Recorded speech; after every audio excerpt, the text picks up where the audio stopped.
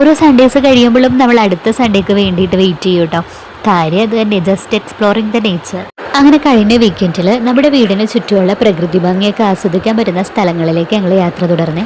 വലിയ യാത്രകളൊന്നും വേണ്ട, തിരക്കുകൾക്കിടയിൽ നമുക്ക് ചുറ്റുമുള്ള ഇതുപോലുള്ള ചെറിയ ഇടങ്ങളിൽ ചെന്ന് നിൽക്കുമ്പോൾ തന്നെ നമ്മുടെ മനസ്സിനൊരു റീഫ്രഷ്മെൻറ്റും അത് നമ്മുടെ മൈൻഡിന് കിട്ടുന്ന നല്ലൊരു തെറാപ്പി കൂടിയാണ് കേട്ടോ.